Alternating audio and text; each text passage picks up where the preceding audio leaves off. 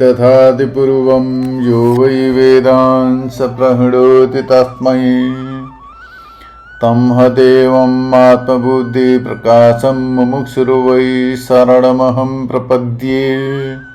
वैदिक दिव्य ज्ञान प्रतिष्ठानमा सबैजनालाई हार्दिक स्वागत तथा अभिनन्दन गर्दै अब यो श्रीमद् भगवत गीता अन्तर्गत द्वितीय अध्यायको आजको विषयलाई यहाँ प्रस्तुत गरिन्छ, जसमा चाहिँ यो भन्दा पहिला ग्रन्थकारले बताउनु भयो कि पूर्वोक्त प्रकारले श्रुतिका वाक्यहरूको उपक्रम उपसंहार आदिमा अवान्तर तात्पर्य र महान तात्पर्यलाई नजान्ने, माने श्रुतिका वाक्य छन्, एउटा अवान्तर वाक्य छन्, महावाक्य छन्, ती वाक्यहरूमा पनि अवान्तर तात्पर्य छ, महान तात्पर्य छ। त्यो तात्पर्य पनि दुई प्रकारका हुन्छन् र त्यसलाई यथार्थ रूपले नजान्ने तर अर्थवादहरूद्वारा मोहित भएका, त्यो श्रुतिमा जो अर्थवाद वाक्यहरू छन्, अर्थवाद माने कर्मको स्तुतिपरक वाक्य, जो कर्मकाण्डका स्तुतिपरक वाक्यहरू छन् त्यसद्वारा मोहित भएका कामीहरूमा, माने कामना राखेर, कोही स्वर्गको कामना राखेर कर्म गर्ने हुन्छन्, कसैले सम्पत्तिको कामना राखेर, कसैले पुत्रको कामना राखेर, कुनै न कुनै कामनाद्वारा कर्म गर्ने हुन्छन्। ती कामनाद्वारा कर्म गर्नेहरूलाई योग बुद्धिको अभाव हुन्छ। उनीहरू माने उनीहरूलाई योग बुद्धि प्राप्त हुँदैन, उनीहरूमा योग बुद्धिको अभाव हुन्छ, अतः ईश्वरको प्रसादको पनि अभाव हुन्छ। अब योग बुद्धिको अभाव भएपछि ईश्वरको कृपाको पनि अभाव हुन्छ उनीहरूलाई। ईश्वरले दिन्छन्, फल दिन्छन्, अब सम्पत्ति चाहनुलाई सम्पत्ति दिन्छन्। जस्ता प्रकारले मसिना केटाकेटीलाई भुल्याउनका लागि खिलाउन दिने गरिन्छ, के खिलाउन दिएर त्यहाँदेखि ती केटाकेटी त्यसमा भुलिन्छन्, आमा बाबु आफ्नो कार्यमा व्यस्त रहन्छन्। त्यस्तै प्रकारले मनुष्यलाई पनि उसले चाहेको जसो के चाहन्छ, सम्पत्ति चाहन्छ कि ऐश्वर्य चाहन्छ कि राजपद प्रतिष्ठा के चाहन्छ, स्वर्ग चाहन्छ, त्यो चाहेको वस्तु ईश्वरले प्रदान गरिदिन्छन्, वस्तु त्यसैमा भुलिन्छ, ईश्वर आफ्नो महिमामा प्रत्यक्षित हुन्छन्। तर त्यस्तो केही नचाहेर केवल ईश्वरलाई चाहन्छ, जसले अरू केही चाहँदैन, संसारको विषय स्वर्ग पनि चाहँदैन, केही पनि चाहँदैन, तर केवल ईश्वर चाहन्छ अथवा ईश्वरको भक्ति चाहन्छ भने हो। त्यस्तै प्रकारको ईश्वरलाई चाहने, ईश्वरको भक्ति चाहने व्यक्तिलाई मात्रै ईश्वरको कृपा प्राप्त हुन्छ। तर संसारको भौतिक विषय तथा स्वर्गादि पारलौकिक विषयलाई चाहने व्यक्तिलाई ईश्वरको कृपा प्राप्त हुँदैन। त्यस कारणले गर्दाखेरि उनीहरूको संसारको उपराम पनि हुँदैन। माने जो संसार चाहने, स्वर्ग चाहने व्यक्ति छ, उसले कहिले पनि संसारको भावबन्धनबाट, जन्म मृत्युको चक्रबाट छुटकारा पनि पाउँदैन। यो प्रतिपादन गरेर अब ईश्वरको प्रीतिका लागि जो कर्म गर्दैछन्, माने ईश्वरको प्रसन्नताका लागि, ईश्वरको आराधना गर्दै ईश्वरको कृपा प्राप्त गर्नका लागि जसले कर्म गर्दैछन्, निष्काम कर्म गर्दैछन्, सेवा भावले, भक्ति भावले जसले कर्म गर्दैछन्, त्यस्ता योग बुद्धि सम्पन्न मुमुक्षुहरूलाई प्रवचन वाक्यहरूद्वारा मोहित हुनु हुँदैन र इष्ट एवं अनिष्टको प्राप्तिमा समबुद्धि भएर श्रद्धा र भक्तिपूर्वक ईश्वर आराधना रूप वैदिक कर्म गर्नुपर्दछ। यस्तो सूचन गर्नका लागि, यस्तो प्रतिपादन गर्नका लागि अगाडि यहाँ भगवानले बताउनुहुन्छ। भन्नुको मतलब जो चाहिँ योग बुद्धि सम्पन्न छन्, कर्म त गर्दछन्, तर ईश्वरको प्रीतिका लागि, ईश्वरको प्रसन्नताका लागि, ईश्वरको सन्तुष्टिका लागि। अब ईश्वर कहिले असन्तुष्ट छन् भन्दा छैन, तर पनि कोही पनि योगी छ, सिद्ध पुरुष छ, उसलाई अब केही पनि चाहना छैन, तर पनि उसको पनि नम्र भावले सेवा गर्यो, उसका समक्षमा रहेर सत्कर्म गर्यो भने ऊ पनि प्रसन्न हुन्छ। उसले कुनै प्रकारको स्वार्थ छैन, उसले चाहँदैन, तर पनि ऊ प्रसन्न हुन्छ। त्यस्तै प्रकारले ईश्वर पनि मुक्त छन्, शुद्ध बुद्ध मुक्त अखण्ड सच्चित आनन्द स्वरूप छन्। तर पनि कुनै भक्तले श्रद्धा भक्तिपूर्वक निष्काम भावले सेवा गर्दछ, कर्म गर्दछ भने ईश्वरलाई बडा आनन्द आउँदछ। त्यस कारणले गर्दा हो त्यस्तै प्रकारले कर्म गर्ने व्यक्तिको बुद्धि समबुद्धि भएर श्रद्धा र भक्तिपूर्वक ईश्वरको आराधना रूप वैदिक कर्म गर्नुपर्दछ। यहाँ लौकिक कर्मको कुरो गरेको छैन, वैदिक कर्म गर्नुपर्दछ।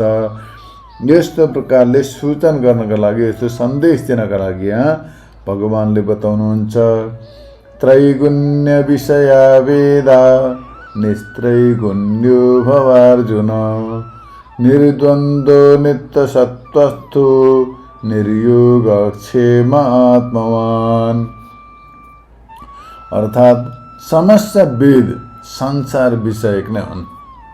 माने सबै वेदहरूले यो विश्व ब्रह्माण्ड जो छ त्रैगुण्य त्रिगुणमय संसार त्यसको प्रतिपादन गर्दैछन्, त्यसको एउटा प्रतिष्ठाको सम्बन्धमा विवेचना गर्दैछन्।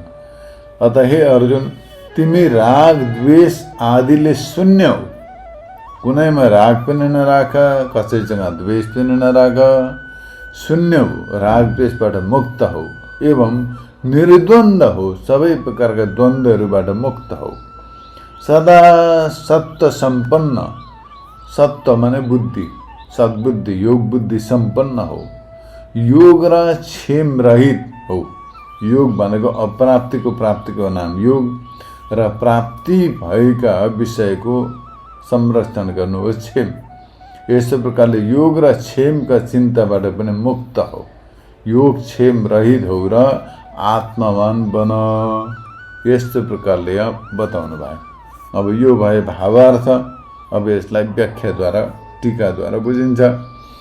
अब यहाँ भगवानले बताउनुहुन्छ राजसा तामसा सात्विका चेति त्रिविधा गुणा त्रिगुणा राग द्वेष लोभ मोह दय तेषां तत्कार्याणां तत्फलानां च समाहार त्रैगुण्यं संसारः स एव विषयः कर्म तत्साधनादि प्रकाशन द्वारा वर्धनीयत्वेन गोचर येषां ते त्रैगुण्य विषया वेदाः। अर्थात राजस तामस र सात्विक यी तीन प्रकारका गुणहरू छन्।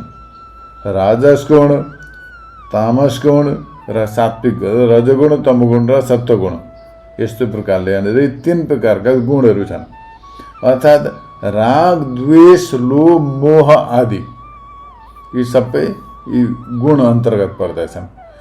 तिनीहरूको र तिनका कार्यहरूको र उनका फलहरूको समाहार यानि समूह जो छ त्यो सबै त्रैगुण्य माने संसार हो।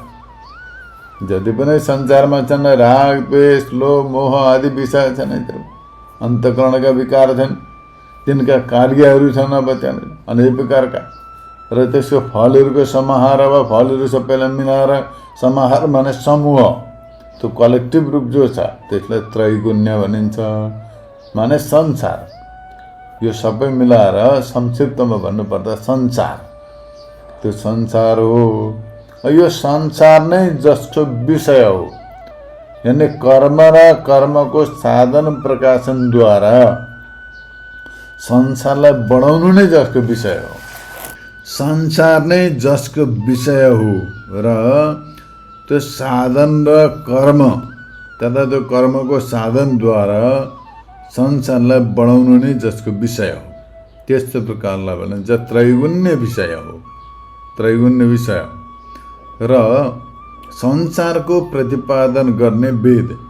संसारको प्रतिपादन कसले गरेका छन्? वेदले। संसारमा भएको विश्व ब्रह्माण्डमा भएको कुनै पनि वस्तुका सम्बन्धमा वेदले विवेचना गरेका छन्। एउटा फाली कोदालीदेखि लिएर ग्रह गोचर नक्षत्र सबैको वेदले वर्णन गरेका छन्। अब आजभोलि वैज्ञानिकहरूले अनुसन्धान गर्दैछन्, एउटा ग्रह पत्तो लाग्यो अरे, अर्को ग्रह पत्तो लगायो अरे, यस्तो भयो उस्तो भयो भन्ने समाचारमा सुन्नमा आउँदछ।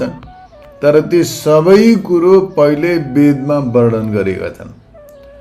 7वटा बारहरू वेदमै वर्णन गरेका छन्, कसैले 8वटा बनाउन सकेको छैन। त्यसै प्रकारले 9वटा ग्रहहरू पहिलेदेखि वेदमा वर्णन गरेका छन्। त्यसै गरी 12वटा महिना वेदले वर्णन गरेका छन्। 13वटा महिना बनाउन सकेको छैन कसैले। 2वटा अयन, दक्षिणायन र उत्तरायण, त्यो पनि वेदले वर्णन गरेका छन्। 2वटा पक्ष, कृष्ण पक्ष र शुक्ल पक्ष, औँसी पूर्णे, सबै वेदाङ्ग ज्योतिषले आजभन्दा 100 वर्ष पछाडि कुन चाहिँ दिन ग्रहण लाग्दछ, कुन चाहिँ दिन सूर्य ग्रहण र कुन दिन चन्द्र ग्रहण, कुन चाहिँ बारमा औँसी र पूर्णे पर्दछ अहिले बताइदिएका छन्। 100 साल पछाडिको कुरा अहिले बताइदिएका छन्। त्यस्तै प्रकारले वेदले पहिलेदेखि बताएकै विषयलाई आधुनिक वैज्ञानिकहरूले अनुसन्धान गरेर त्यसलाई आधुनिक युगका यी बुद्धिजीवी मान्ने जान्ने खालका मूर्खहरूलाई बताउँदैछन्। त्यस कारणले गर्दाखेरि अब यहाँ बताउनुहुन्छ यी वेदले सारा संसारका विषयमा नै बताएका छन्। संसारमा कर्म गर्ने साधनका सम्बन्धमा नै बताएका छन्। त्यो कर्मको फलका सम्बन्धमा पनि बताएका छन्। यस्तै प्रकारले सबै विश्व ब्रह्माण्ड एक वेदको विषय हो र संसारको वृद्धि वेदयुक्त कर्मको अधीन छ। माने संसारमा जसले अभ्युदय प्राप्त गर्न चाहन्छ, प्रगति प्राप्त गर्न चाहन्छ, ऐश्वर्य प्राप्त गर्न चाहन्छ भने हो त्यसका लागि पनि वेदले कर्मको विधान गरेका छन्। भने वैदिक कर्मको अधीनमा छ त्यो। यसकारण वेद त्रैगुण्य विषय बताइन्छ। अब यहाँ सन्देह हुन्छ कतिलाई आज कति कति अरबपति खरबपति छन् दुनियाँमा, उनीहरूले त खोइ वैदिक कर्म गरेको देखिँदैन, कसरी तिनीहरू त्यति सम्पन्न भए भन्दाखेरि त्यो यही जन्ममा गरेको कर्मको फल होइन, त्यो कुनै जन्ममा गरेका थिए। सञ्चित कर्म छ मनुष्यको, सञ्चित कर्म लाखौँ करोडौँ जन्ममा गरेको कर्महरू छन्। त्यो कर्म अनुसारले कुन चाहिँ सञ्चित कर्मद्वारा मनुष्य कहाँ पुग्दछ हो त्यो निर्धारित कर्म अनुसार, सञ्चित कर्म अनुसार उसको जन्म हुन्छ। अब त्यसो भए कुनै अरब खरबपतिका घरमा जन्म हुने हो कि राजकुलमा जन्म हुने हो कि उसले प्लान बनाएर आएको हुँदैन, म चाहिँ राजकुलमा जन्म लिन्छु, म चाहिँ कुनै अरब खरबपति ऐश्वर्य सम्पन्न व्यक्तिको घरमा जन्म लिन्छु भनेर आएको हुँदैन। त्यो कर्मको अधीन अनुसार ईश्वरले त्यसलाई जन्मको प्रावधान गरिदिन्छन्। उसको जो सञ्चित कर्म छ त्यो सञ्चित कर्म अनुसार अब कुनै भिखारीको घरमा जन्म लिने कर्म संस्कार छ कि कुनै अरबपतिको घरमा जन्म लिने छ, हो त्यो अनुसार उसले जन्म लिँदछ। त्यस कारणले गर्दाखेरि सबै कर्मको अधीनमा छन्। यस प्रकारले यहाँनिर बताउनुहुन्छ र यो सबै त्रैगुण्य विषय भनिन्छ। यसलाई त्रैगुण्य विषय, त्रिगुण अन्तर्गत पर्दछन्। सत्व रज तम त्रिगुण अन्तर्गत सत्व। यस्तै प्रकारले सत्व रज तम तीनटा गुण छन्। त्यो तीनटा गुण अन्तर्गत यो संसार पनि सबै त्रिगुणमय हो र त्यो कर्म गर्दछन्, त्यसको साधन गर्दछन्, तदनुसारको फल प्राप्त गर्दछन्। यस्तो प्रकारले यो संसार निरन्तर धारा प्रवाह रूपले चलिरहेको छ। र यस्तो प्रकारले यहाँ बताउनु चाहिँ यद्यपि वेद प्रतिपादित हुनाले त्रैगुण्य रूप संसार सबैको लागि उपादेय माने ग्रहण गर्न योग्य छ। उपादेय भनेको ग्रहण गर्न योग्य छ। वेद प्रतिपादित हो, वेदले बताएको त्रैगुण्य रूप जो संसार छ सबैले मन पराउँदैछन् संसारलाई। संसारमा बाँच्न चाहन्छन् मनुष्य, आउन चाहन्छन्, रमाउन चाहन्छन्। देवताले पनि संसारलाई चाहन्छन्। बडो सुन्दर छ संसार, ईश्वरले बनाएको। त्यस कारण गर्दा प्रकृति भनिन्छ।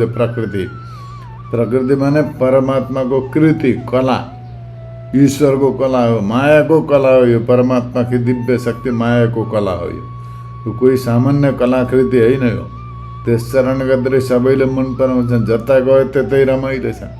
बद्री केदार गयो उतै रमाइलो, दक्षिण भारततिर गयो भने उता उडुपीतिर त्यतै रमाइलो, मैदानमा जाँदा मैदानै रमाइलो, पहाडमा जाँदा पहाडै रमाइलो, देश विदेश जाँदा उतै रमाइलो।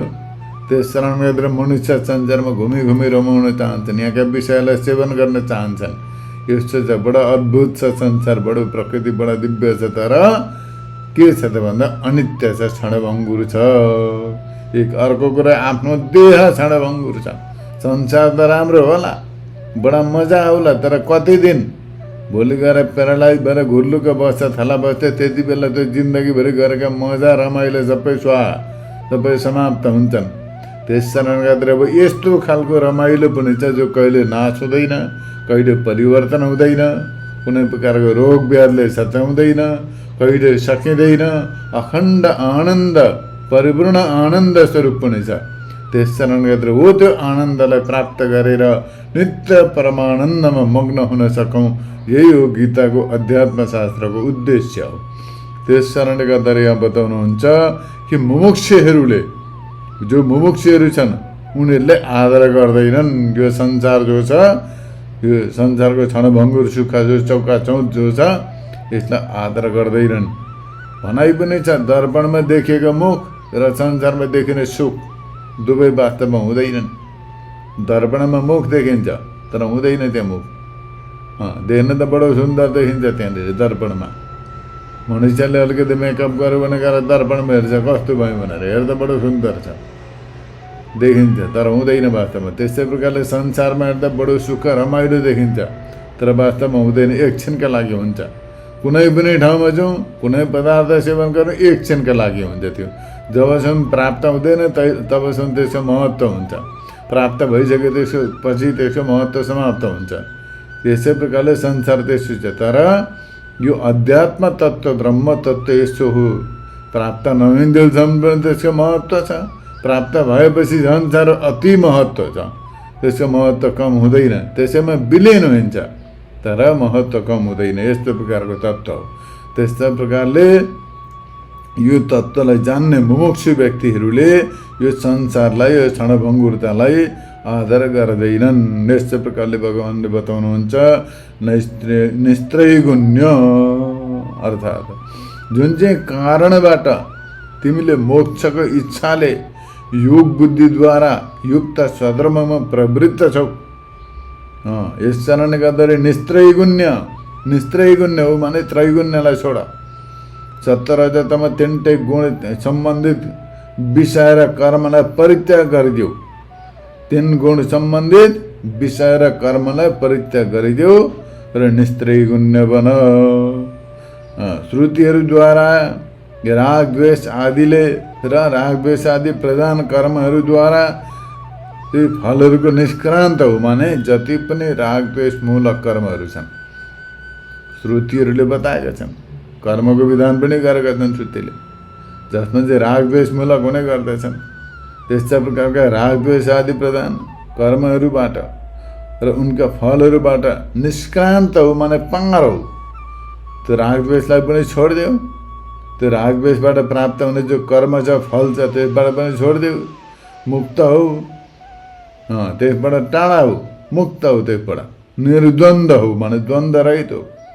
द्वन्द्व शब्दको अर्थ हो राग द्वेष आदि दोषहरूलाई उत्पन्न गर्ने इष्ट र अनिष्ट दुईटा पदार्थहरू। निर्द्वन्द्व माने द्वन्द्व छ, द्वन्द्व माने डुअलिटी।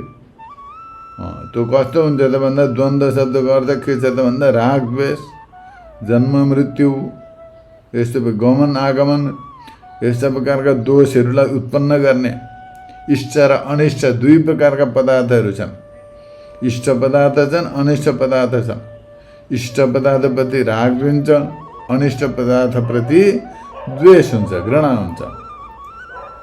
तिनीहरूमध्ये समबुद्धि भएर माने तिनीहरूप्रति तटस्थ भएर निष्क्रान्त हो माने त्यसबाट मुक्त हो। कुनैसँग राग पनि छैन, द्वेष पनि छैन, शुभसँग पनि अशुभसँग पनि केही सरोकार छैन, तिनीहरूबाट मुक्त हो तिमी। र मोक्ष र मोक्षको साधन सम दम शान्ति आदि सत्वगुणहरूलाई प्राप्त हुँदछन्। यहाँ बताउनुहुन्छ मोक्ष र मोक्षको साधन के हुन् भन्दा सम दम शान्ति। सम माने इन्द्रियको संयम, मनको दमन। यस्तो प्रकारले इन्द्रिय मनलाई संयम गर्नु पर्यो, मनलाई एकाग्र गर्नु पर्यो, इन्द्रियलाई पनि दमन गर्नु पर्दछ। इन्द्रियलाई अलिकति इन्द्रियमाथि आफ्नो हक जताउनु पर्दछ, नत्र भने इन्द्रियले आफ्नो दास बनाउँछन्। त्यस कारणले गर्दा यहाँ बताउनुहुन्छ शान्ति आदि सत्वगुणले नै प्राप्त हुँदछन्। यस्तो प्रकारले बताउनुहुन्छ। यसकारण निस्त्रैगुण्य हुँदा पनि मुमुक्षुलाई सत्वगुणद्वारा सम्पन्न हुनुपर्दछ। निस्त्रैगुण्य भएर सत्वगुणबाट सम्पन्न हुनुपर्दछ। नेत्रैगुण्य भए तापनि नित्य सत्वस्थ यस्ता प्रकारले कसरी हुने भन्दा नित्य सत्वस्थ भएर सदा सत्वगुणको जुन चाहिँ आश्रयण गर्दछ, जसले सदैव सत्वगुणको आश्रयण गर्दछ, सत्वगुणको आश्रय लिँदछ, ऊ नित्य सत्वस्थ हुन्छ। उसलाई नित्य सत्वस्थ भनिन्छ। सत्वगुणको आश्रय लिएर नित्य सत्वगुणमै रहने प्रयत्न गर्नु पर्यो। ऊर्ध्वम गच्छन्ति सत्वस्थ, अगाडि भगवानले बताउनुहुन्छ सत्वगुणको आश्रय लिने व्यक्तिको उद्धार हुन्छ, उत्तम गतिलाई प्राप्त गर्दछ उसले। तिमीले पनि सदैव सत्वगुणको आश्रय गर, अर्थात् सदैव विवेक वैराग्य समतम आदिमा स्थित हौ। सत्वगुणको आश्रय गर्नुको मतलब के हो त भने सदैव विवेक माने नित्य अनित्य वस्तुको यथार्थ ज्ञान। नित्य के हो? एक अद्वितीय ब्रह्म चैतन्य। अनित्य हो सबै संसार, ब्रह्म तत्त्वदेखि भिन्न जति विषय छन् सबै अनित्य हुन्। त्यस्तै प्रकारले अर्को छ वैराग्य, तेस्रो छ सम दम उपरति श्रद्धा तितिक्षा समाधान। यस्तै प्रकारले मुमुक्षु यस्ता प्रकारका विषयलाई धारण गर, यो भाव हो। र यस्तै प्रकारले सम्पन्न बन। योग र क्षेममा तत्पर पुरुषलाई राग द्वेष आदिको प्रसङ्ग हुँदछ। योग र क्षेममा जो तत्पर हुन्छ व्यक्ति, योग माने अप्राप्ति वस्तुको प्राप्त गर्नु योग, त्यसको रक्षा गर्नु क्षेम, यहाँ बताउनुहुन्छ भगवानले। र द्वेष आदिको प्रसङ्ग हुन्छ। यस्तो प्रकारले हुँदाखेरि सम आदि गुणहरू भाग्दछन्। अब कुनैमा राग हुनु पर्यो, अब अप्राप्तिको वस्तु प्राप्त गर्नु पर्यो, प्राप्तको रक्षा गर्नु पर्यो। त्यो गर्दाखेरि त भजन छोड्छ, ध्यान छोड्छ। यस कारण गर्दा यसबाट साधनहरूको नाश हुन्छ, यसबाट मोक्षको सिद्धि हुँदैन। संसारको कुनै पनि वस्तुलाई प्राप्त गर्न चाहनु, प्राप्त गर्नु, तिनीहरूको रक्षा गर्नु, संरक्षण गर्नु, वृद्धि गर्नुमा लाग्यो भने ध्यान भजन साधन छुट्दछ, त्यसबाट मोक्ष हुँदैन, पुरुषार्थ सिद्ध हुँदैन। त्यस कारणले गर्दा मुमुक्षुले उनीहरूलाई पनि छोडिदिनु पर्दछ। माने योग र क्षेम दुवैबाट मुक्त हुनु पर्दछ। कुनै वस्तुको प्राप्ति गर्ने इच्छा पनि नरहोस्, प्राप्ति गर्ने इच्छा नभएपछि प्राप्त भएको वस्तुको रक्षा गर्ने त्यो झन्झट पनि खत्तम हुन्छ। कुनै वस्तु प्राप्त गर्न चाहिन्छ र त्यो प्राप्त गरेपछि त्यसको रक्षा गर्नु पर्यो, दायित्व बढ्दछ, जिम्मेदारी बढ्दछ। त्यस कारणले गर्दा यी जिम्मेदारीबाट पनि मुक्त हुनु पर्दछ। कुनै वस्तु प्राप्त गर्ने अभिलाषा नै राख्नु हुँदैन। अभिलाषै नराखेपछि जो वस्तु प्राप्त हुँदैन, प्राप्त भएपछि त्यसको रक्षा गर्ने झन्झट पनि खत्तम हुन्छ। त्यस कारणले गर्दा योग र क्षेम दुवैबाट मुक्त हुनु पर्दछ। दुवैसँग कुनै सरोकार राख्नु हुँदैन। मुमुक्षु व्यक्तिले कुनै वस्तु चाहनै हुँदैन। चाहना भएपछि त्यो बन्धन भइहाल्छ। यस्तो प्रकारले भगवानले बताउनुहुन्छ निर्योगा क्षेम आत्मा, माने योग र क्षेम यी दुवैबाट मुक्त हो। यस्तो प्रकारले बताउनुहुन्छ अविद्यमानको सम्पादन गर्नु, यानी अप्राप्त वस्तुलाई प्राप्त गर्नु योग हो। यस्तो प्रकारले बताउनु भयो भगवानले। योग शब्दको अर्थ अप्राप्ति, अविद्यमानताको सम्पादन माने अप्राप्तलाई प्राप्त गर्नु योग हो। र विद्यमान वस्तुको पालन गर्नु यानी प्राप्त भएको वस्तुको रक्षा गर्नु क्षेम हो। प्रारब्धको अधीन भएर यी दुवैबाट तिमी रहित हौ। प्रारब्ध जो छ त्यसले शरीरको पालन पोषण गर्दछ। प्राप्त भएका वस्तुको रक्षा गर्ने र प्राप्त नभएका वस्तुको प्राप्त गर्न चाहनु, यी दुवै झन्झटबाट मुक्त हुनु पर्दछ। र प्रारब्ध जो छ त्यसले शरीरको पालन पोषण गर्दछ। प्रारब्धको अधीनमा छ सबै। त्यस कारणले गर्दा मनुष्य अरबपति खरबपति छन्, अनेक प्रकारका खाने पिउने व्यवस्था छन्, तर सुविधा छन्, तर पनि त्यो भए तापनि उसले त्यसलाई सेवन गर्न सक्दैन। किनभने प्रारब्धमा छैन त्यो सेवन गर्ने। के गर्ने? सेवन गर्ने सामर्थ्य हराउँदछ। तर कुनै व्यक्ति यस्तो चाहिँ केही छैन, एकदम भिक्षुकता, तर पनि बडो एकदम यसो आरामको साथमा बसिरहेको छ, ताकि उसको प्रारब्धमा छ। जो उसलाई भोग प्राप्त हुनु छ त्यो त भएरै छोड्छ। तर अब जो हुनु छैन भने त्यो हुँदैन कहिले पनि।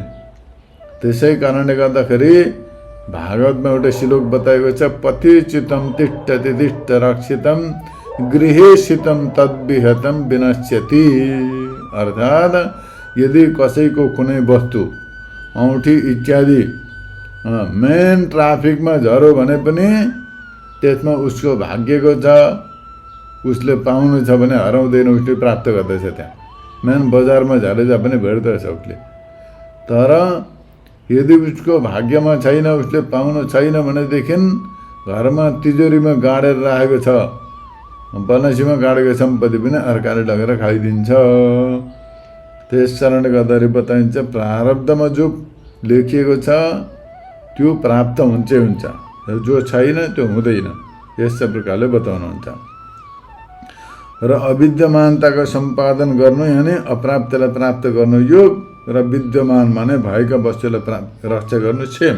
प्रारब्धको अधीनमा रहेर तिमीले यी दुवैदेखि मुक्त हौ, माने योग र क्षेमको जुन चाहिँ बन्धन छ त्यसबाट रहित हो। योगका चक्करमा पनि नपर, योगको चक्कर छोडेपछि क्षेमको चक्कर पनि समाप्त हुन्छ। योग र क्षेमको दुवै प्रकारको यो बन्धनबाट रहित हो तिमी। र यति हुँदा पनि यदि मन अर्का विषयको अधीन भयो, माने एउटा विषय प्राप्त गर्नु छ, मन लाग्यो अर्कातिर, त्यसबाट त पुरुषार्थ सिद्ध हुँदैन। अब यदि जुन विषयलाई प्राप्त गर्नु छ मन पनि त्यसैमा संलग्न हुनुपर्दछ। मनद्वारा निरन्तर त्यसको अनुचिन्तन गर्नुपर्दछ, अनि मात्रै त्यो वस्तु प्राप्त हुन्छ। नत्र भनेदेखि अब एउटा विषयलाई प्राप्त गर्नु छ, अर्को विषयतिर मन लाग्यो भने त्यसबाट पुरुषार्थ सिद्ध हुँदैन, स्वधर्मको सिद्धि हुँदैन। यस कारणले गर्दाखेरि त्यो योग क्षेम दुवै प्रकारका बन्धनबाट रहित भएर मुमुक्षु व्यक्तिले आत्मावान हुनुपर्दछ। अर्थात् श्रवण ध्यान कीर्तन आदि जति पनि विहित कर्महरू छन्, मुमुक्षु व्यक्तिका लागि जति विहित साधनहरू छन्, श्रवण गर्नु, ध्यान गर्नु, कीर्तन गर्नु, यस्ता प्रकारका विहित साधनहरूमा आफ्नो मनलाई संलग्न बनाउनु पर्दछ। ती कर्महरूमा जसको मन स्थित छ त्यो व्यक्तिलाई आत्मावान भनिन्छ। माने जसको मन वेदान्तको श्रवण मनन निधिध्यासन तथा तत्सम्बन्धी साधनहरूमा संलग्न रहन्छ उसैलाई आत्मावान भनिन्छ। तिमी पनि आत्मावान बन, यानी निश्चल चित्त युक्त बन, चित्तलाई निश्चल बनाऊ। कुनै प्रकारको लौकिक भौतिक इत्यादि विषयप्रति चित्तलाई आसक्त हुन नदिएर केवल आफ्नो मूल उद्देश्यप्रति संलग्न गराऊ, यो अर्थ हो। न जायते म्रियते वा कदाचित् इति वेदा विनाशिनं नित्यम् इत्यादि वाक्ये प्रतिपादित सांख्य विषया बुद्धिर्यदि तवाचि दृढा तदा त्वयैवं सातव्यमिति ज्ञानेन कर्तव्यम सूच्यते। अर्थात जो कहिले पनि जन्मिँदैन र मर्दैन, जो अविनाशी छ, जसले अविनाशी तत्त्वलाई जान्दछ, यस्ता प्रकारले पहिले बताइयो। अब यी वाक्यहरूद्वारा प्रतिपादित सांख्य विषयको बुद्धि यदि दृढ छ भने त तिमीले त्यस्ता प्रकारले रहनु पर्दछ। यस प्रकार ज्ञानीहरूको कर्तव्यका सम्बन्धमा बताइएको छ। जसमा सत्व आदि तीनै प्रकारका गुणहरू रहन्छन्, जसमा सत्व रज र तम जस्ता गुणहरू रहन्छन् त्यसलाई त्रिगुण भनिन्छ। र जगतको बीज अव्याकृत, जगतको जो बीज छ त्यो अव्याकृत हो, अनमेनिफेस्ट, यस प्रकारले यहाँ बताइएको छ। त्यसबाट उत्पन्न भएको जगतलाई त्रैगुण्य भनिन्छ। यस जगतको बीज जो छ अव्याकृत त्रिगुणमय छ, त्यसबाट उत्पन्न भएको जगत जो छ यो त्रैगुण्य हो। त्यसको प्रतिपादन गर्नु नै जसको विषय हो, माने जसले त्यो त्रिगुणमय जगतको प्रतिपादन गर्दछन् त्यसलाई त्रैगुण्य विषय भनिन्छ। र त्यो सबै वेद साध्य साधन साधक फल र देवता रूप जगतको प्रतिपादन गर्ने हुन्छन्। अर्थात् वेदले साध्य साधन साधक फल र देवता रूप जगतको प्रतिपादन गर्दछन्। र ती वेदलाई पनि त्रैगुण्य विषय मानिन्छ। वेद र वेदोक्त कर्म र कर्महरूको फलहरूमा प्रवृत्त व्यक्तिलाई द्वैत ज्ञानको बाधको बिना अद्वैत ज्ञान त्यसमा निष्ठा र उसको फल प्राप्त हुँदैन। भन्नुको तात्पर्य के हो भनेदेखि जो व्यक्ति वेदोक्त कर्म र कर्महरूको फलहरूमा प्रवृत्त छ भने त्यस्ता व्यक्तिलाई द्वैत ज्ञानको बाध नगरिकन, द्वैत ज्ञानलाई बाधित नगरिकन अद्वैत ज्ञान, त्यो अद्वैत ज्ञानमा निष्ठा र त्यसको फल प्राप्त हुँदैनन्।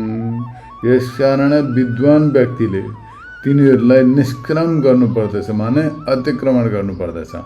कुनै प्रकारको वैदिक कर्म, साधन, फल इत्यादि सबैलाई परित्याग गरेर विधिपूर्वक त्यागेर त्यहाँदेखि नैष्कर्म स्थितिलाई प्राप्त गर्नको लागि अग्रसर हुनुपर्दछ।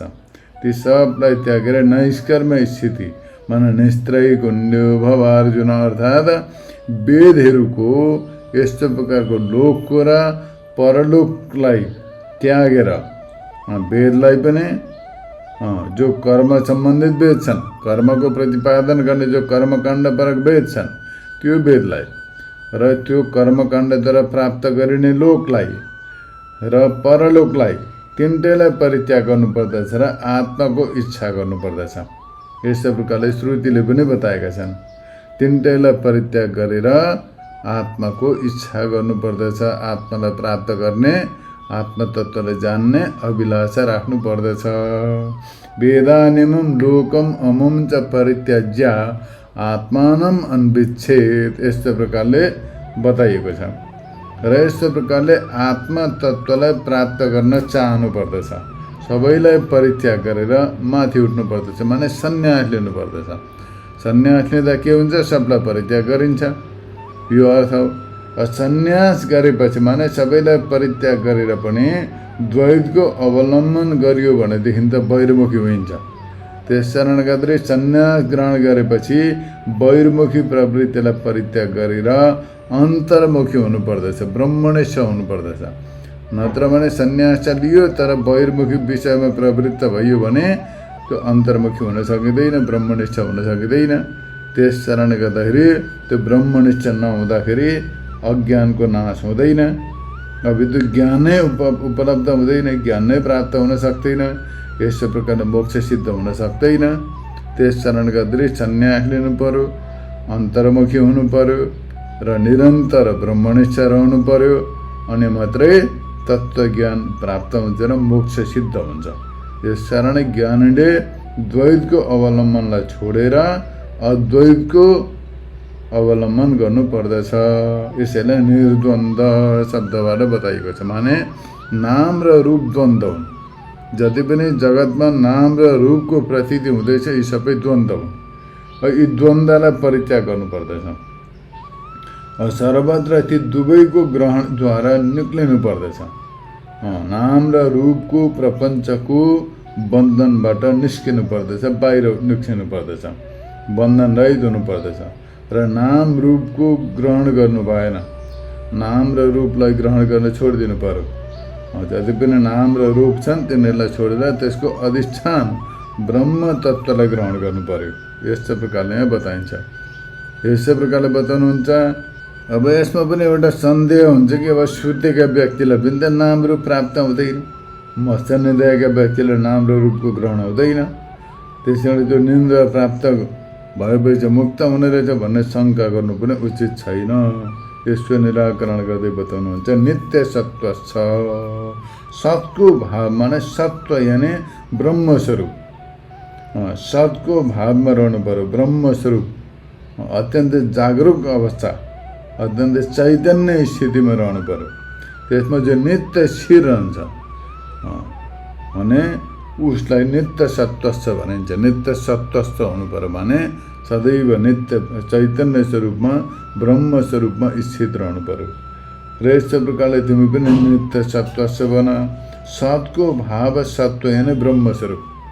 सतको भाव माने सत्व अथवा ब्रह्मस्वरूप हो। ब्रह्मस्वरूप त्यसमा जो नित्य स्थित रहन्छ, सदैव ब्रह्मस्वरूपमा स्थित जो रहन्छ उसलाई नित्य सत्वस्थ भनिन्छ।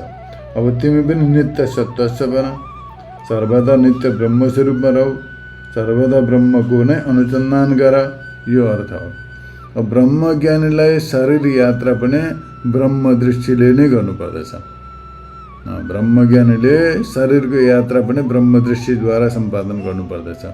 जगत दृष्टि अथवा बाह्य दृष्टिद्वारा होइन। यस्तै प्रकारले सूचन गर्नको लागि बताउनुहुन्छ। निर्योग क्षेम माने वर्तमान देहमा नै तत्पर रहेर सर्प कङ्कण आदिद्वारा रक्षण गर्नु क्षेम, त्यसको अनुकूल द्रव्यको सम्पादन गर्नु योग हो। यो दुई प्रकारका छन् यहाँनिर। अब वर्तमान जो देह छ, यो देहलाई कुनै प्रकारको कष्ट होला, कुनै रोग व्याध सर्प इत्यादिको भइरहन्छ, इत्यादिबाट यसको रक्षा गर्नु पर्यो, यो क्षेम हो। त्यसको अनुकूल द्रव्यको सम्पादन गर्नु योग हो। यी दुवै नै प्रारब्धका अधीनमा छन्।